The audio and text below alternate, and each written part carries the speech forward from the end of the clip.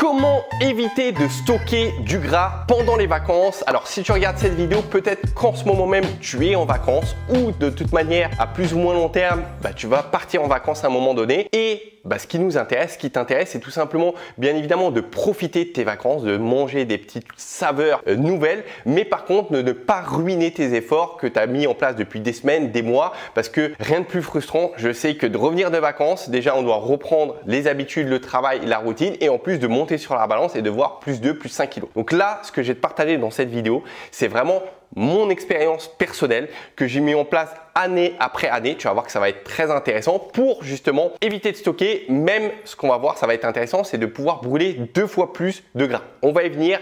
T'inquiète pas, je vais t'expliquer tout ça. En tout cas, avant toute chose, il faut bien prendre en compte que cette formation-là, j'ai mon écran. C'est vraiment une courte mini-formation que je t'ai réalisée. J'ai mis du temps à le faire pour que tu puisses ressortir de ça en sachant qu'est-ce que tu dois faire concrètement. Donc, pour nous encourager, si tu peux prendre juste, allez, 15 secondes de ton temps pour mettre un petit like juste en dessous. Si tu penses que cette vidéo, elle peut aider une amie, collègue, quelqu'un de ta famille, parce que sur cette chaîne, on parle et de santé, et de bien-être, et de perte de poids. Mais si quelqu'un part en vacances autour de toi, partage-lui cette vidéo, ça lui fera plaisir. Et sens-toi libre durant la vidéo, si tu as une question qui te vient à l'esprit, tu me l'écris juste en dessous et moi, je te réponds personnellement. Je vais régulièrement sur les commentaires pour te répondre. Donc voilà, merci pour les filles qui prendront 30 secondes pour le faire. Maintenant, on va rentrer dans le vif du sujet. Donc, prends un stylo, une feuille pour noter tout ce que j'ai envie de te partager. Alors, déjà, première des choses, il faut comprendre que chacun va avoir un contexte différent, des antécédents différents. Donc, je ne sais pas ce que tu as fait auparavant durant les semaines à venir. Je ne sais pas quel type de vacances tu as, si c'est en mode randonnée ou si c'est en mode farniente où tu ne bouges pas.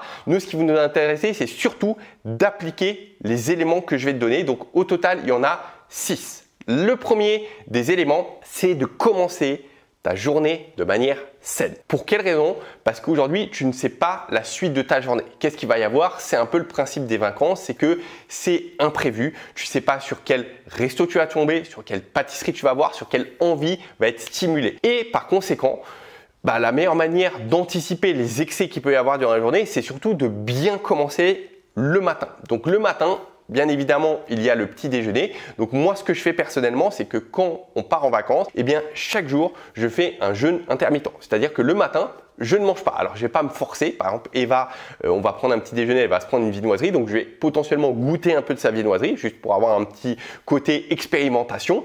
Mais ce que je fais, c'est que du coup, comme le matin, il n'y a pas d'apport calorique, je prends un café ou un cappuccino, ça c'est pas gênant. Je vais pas faire un vrai jeûne, d'accord? Mais on va dire que je vais pas manger le matin comme ça, le midi, après-midi, par rapport à ce qui va arriver. Je ne sais pas ce qui va arriver, mais je vais pouvoir profiter. Donc, part de ce principe-là, soit tu fais un vrai jeûne, tu prends café sans sucre, thé sans sucre, soit si de ton côté, tu as envie de manger, prends soit des œufs, soit une petite omelette, des œufs brouillés avec un peu de légumes ou fruits avec un petit muesli et un yaourt. Et tu sais que tu commences de la meilleure manière ta journée. Deuxième des principes, c'est de gérer tes émotions. En fait, la difficulté qui se passe durant la vacance, c'est qu'il y a beaucoup d'émotionnels qui rentrent en jeu, c'est-à-dire il y a de l'adrénaline, il y a la dopamine, il y a la découverte de lieux, de nouveaux cadres. Généralement, c'est la rigolade, on sourit, c'est un bon moment les vacances. Et dans ces moments-là, je sais par expérience, et toi aussi, que comme on se sent bien,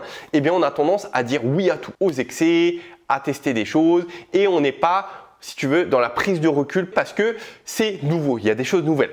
Donc je te comprends, je suis dans la même situation que toi, mais j'essaye d'avoir cette réflexion à chaque fois, de prendre un petit peu de recul sur la décision que je suis en train de prendre. Donc là, bien évidemment, on parle d'alimentation.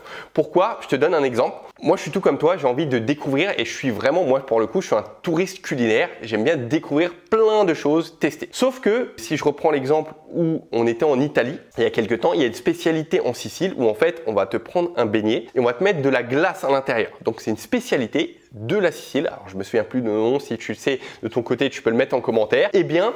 A priori, il n'y a rien d'exceptionnel. Et franchement, intuitivement, tu le vois quand il y a certains aliments, pâtisseries ou denrées qui donnent envie et d'autres moins. Donc, je me suis dit, vraiment, beignet glace, je connais le goût du beignet, je connais le goût de la glace, les deux en même temps, ça ne doit pas être folichon, mais c'est une spécialité. Comme on l'a dit, on a tous envie de découvrir, c'est du nouveau, on est dans une belle émotion. Je me suis dit, ok, je vais le prendre, mais par contre, je sais que c'est quelque chose que je ne vais pas aller manger. Donc, on l'a acheté par mesure de découverte pour pouvoir profiter, mais je savais que j'allais pas le manger. Donc j'ai goûté. En effet, il n'y avait rien d'exceptionnel, sinon je l'aurais fini. Et du coup, Eva aussi, on l'a partagé à 2, tu vois. Et après, on a jeté peut-être la moitié du beignet. Donc, c'est quelque chose à prendre en compte. Faut pas avoir peur de jeter parfois si c'est pas bon. T'es pas obligé de finir. Faut pas oublier que c'est du sucre, c'est malsain. Donc, si c'est pas bon, eh bien, on jette.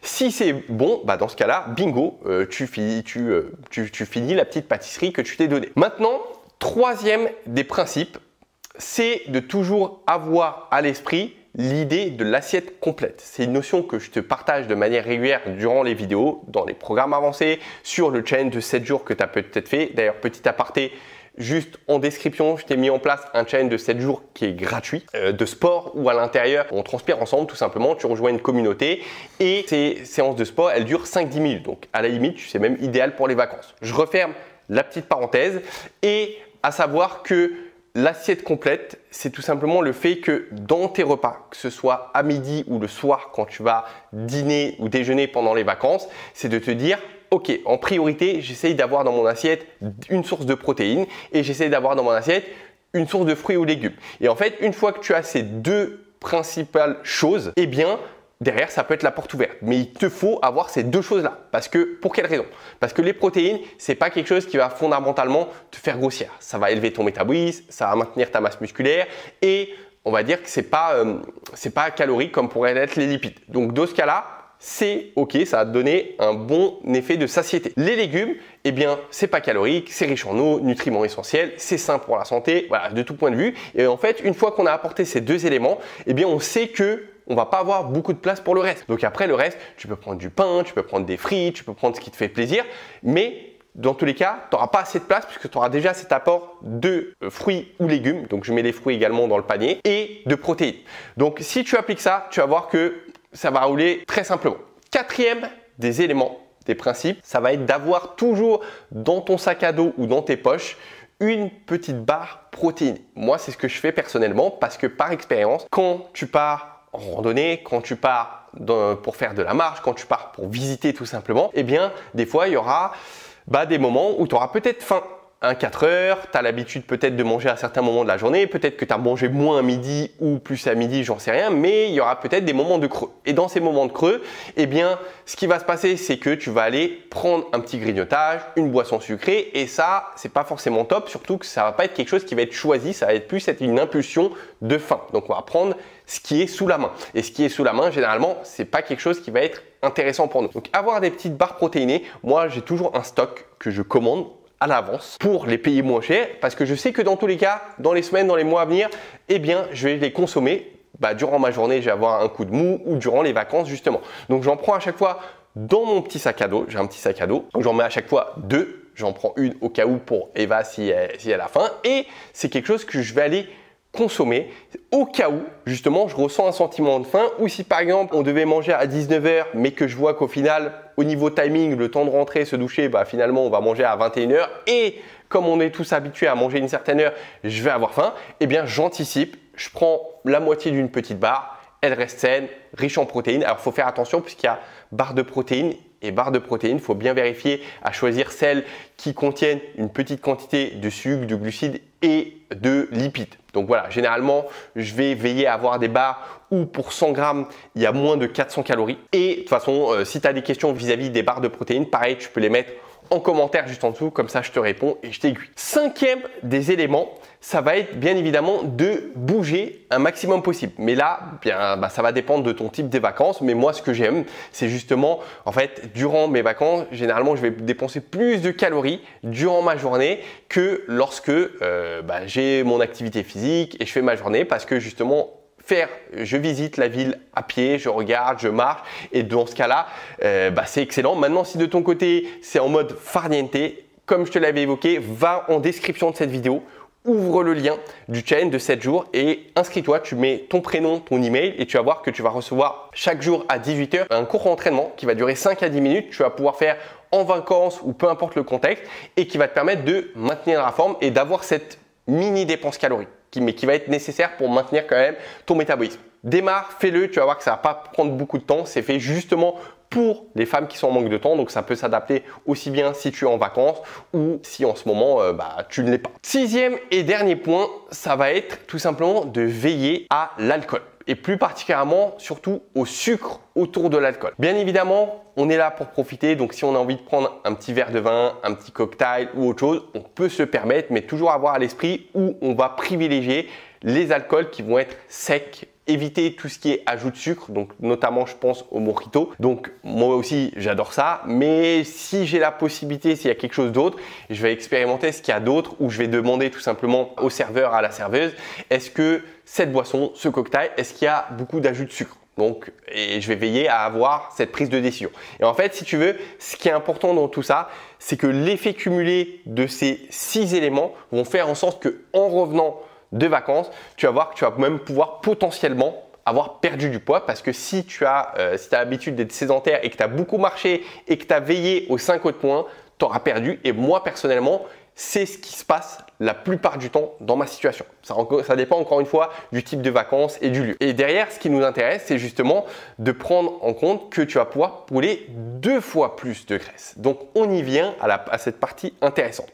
Je m'explique. J'ai fait une vidéo dernièrement où je t'expliquais justement comment perdre 2 fois plus de graisse. Donc, va la voir juste après avoir visionné celle-ci, puisque je vais t'expliquer de quoi il s'agit. Mais grosso modo, je vais te résumer la chose. Il faut comprendre que quand tu es dans une phase de perte de poids ou que tu souhaites perdre un peu des centimètres, certains kilos, te tonifier, eh bien, tu vas effectuer des actions. Ces actions, eh bien, c'est faire attention à ton alimentation, un rééquilibrage, mieux proportionner les choses, les portions, faire une activité physique. Et tout ça, en fait, sur plusieurs semaines, plusieurs mois, ça va fatiguer ton corps. Il y a de l'inflammation qui va se créer puisque peut-être aussi dans tes journées, il y a du stress, il y a d'autres aspects de vie qui vont faire en sorte qu'au fur et à mesure du temps, eh bien, il y a une stagnation qui va se créer et même quand il y a une inflammation qui est trop présente, le corps va bloquer et il va y avoir une reprise de poids potentielle. Donc les vacances, c'est là que ça a tout son intérêt, c'est que ça va nous permettre de laisser reposer notre organisme. Déjà, d'une part, comme on l'a évoqué, les vacances, c'est le moment où on va rigoler, il y aura de la joie, il y aura des bons moments, donc ça va nous faire déstresser. On ne va pas penser aux problèmes du quotidien. Derrière, il y aura moins d'activité physique intensive. Ça va être de la marche, donc ça va être OK de ce côté-là. Bien sûr, il va y avoir des excès alimentaires. Donc pareil, ça va faire énormément du bien au corps. Et du coup, quand tu vas revenir de vacances et que tu vas reprendre les bonnes habitudes, c'est là que ton corps va être super réactif et que tu vas pouvoir perdre déjà très rapidement ce que tu as éventuellement stocké et derrière tu vas pouvoir, dès que tu vas reprendre tes bonnes habitudes, brûler 2 fois plus de graisse. Tu vas voir à quel point ton métabolisme va être réactif. Donc en fait vraiment les vacances c'est une aubaine. Faut pas le prendre comme ah non, on suit les principes et derrière quand on revient on reprend les bonnes habitudes et tu vas voir que les vacances font partie du cycle de ta perte de poids. C'est pas quelque chose à part, c'est pas une parenthèse où on arrête tout. Non, ça fait partie du cycle de cette philosophie-là et tu vas voir que ça va t'aider en plus à être consistante dans ce que je viens de te dire. Donc, moi, si tu veux, c'est ce que je faisais à l'époque, c'est que à un moment, tu te souviens, je t'avais évoqué, je ne sais pas si tu as vu dans les précédentes vidéos quand je te parlais de mon histoire, où en fait, chaque année, j'essayais de faire une perte de poids qui échouait quelque part. Bon, je réussissais à perdre, mais ça échouait dans la mesure où derrière, je reprenais mon poids. Et l'une des parties où je reprenais, c'était les vacances. Parce qu'en fait, durant les vacances, je profitais. Mais derrière, comme les antécédents que j'avais fait, c'était drastique. Donc moi, je reprenais très rapidement mon poids. Et quand je revenais, eh bien, je voyais les kilos en trop et énorme frustration. Voilà, et donc je reprenais un petit peu ce cycle infernal. Et donc, ce que je te partage là, c'est ce que j'ai mis en place depuis année par année. J'ai mis en place ces différents éléments. Donc, pour récapituler, 1, on commence la journée de manière saine. 2, on gère nos émotions. Il y a plein de joie, trucs. Ok, je prends du recul. D'accord, cette chose, c'est qu'une glace. Ok, c'est qu'une glace. Est-ce que le glacier, il a quelque chose de spécial?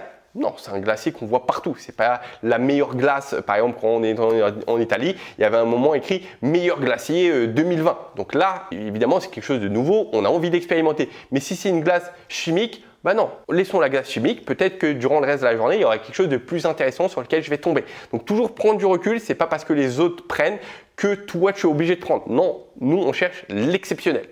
Part de ce principe-là. Troisième des choses, toujours avoir à l'esprit l'assiette complète, que ce soit au petit-déj, déjeuner ou dîner. Donc là, avant tout, protéines, légumes et aux fruits.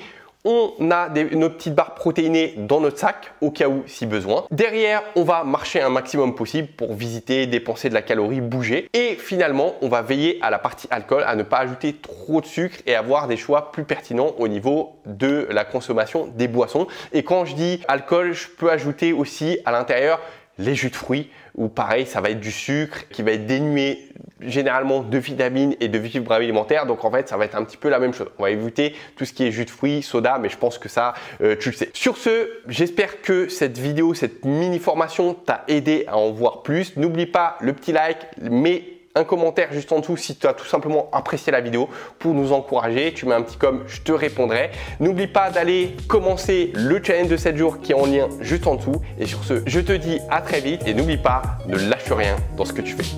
Ciao!